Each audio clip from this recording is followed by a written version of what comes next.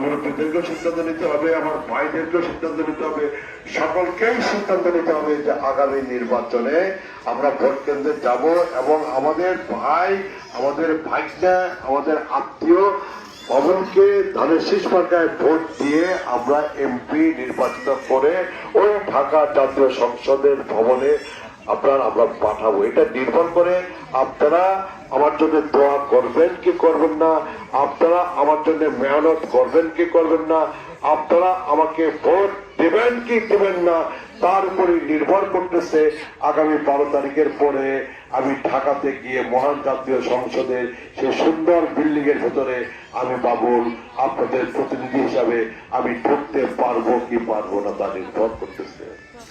আমার মনের অনেক আশা, 25 বছর ধরে মনের মধ্যে এই আশার বাতি আমি জ্বালায় রাখছি। 25 বছর ধরে আমার মনের ভেতরে আমি এই আশার বাতি জ্বালায় রাখছি যে আল্লাহ রাব্বুল আলামিন তুমি আমার আশা পূরণ করো, আমার স্বপ্ন পূরণ করো, একটা বার আমাকে জাতীয় সংসদ সদস্য হিসাবে তুমি আমাকে সম্মান দাও, ইজ্জত দাও। আমি কিন্তু অর্থবিত্ত সম্পদের কাঙ্গাল না, অর্থের প্রতি আমার কোন লোভ নাই, সম্পদের প্রতি আমার কোন লোভ নাই, বৃত্তের প্রতি আমার কোন লোভ নাই, দালান কোঠার প্রতি আমার কোন লোভ নাই। আমার লোভ একটা, কি লোভ? লোভ হচ্ছে সম্মান, লোভ হচ্ছে ইজ্জত। আল্লাহর কাছে আমি কি চাই? আল্লাহর কাছে আমি কিন্তু অর্থ চাই না, বৃত্ত চাই না, সম্পদ চাই না।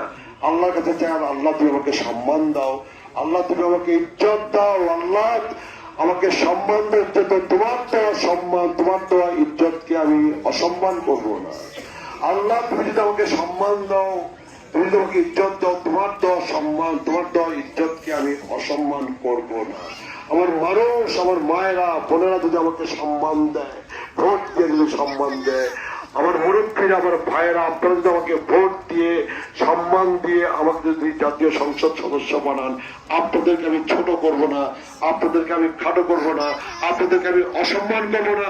আপনাদের ভোটের সম্মান, আপনাদের ভোটের ইজ্জত ইনশাল্লাহ আমি বাবুল রক্ষা করব, রক্ষা করব, রক্ষা করব।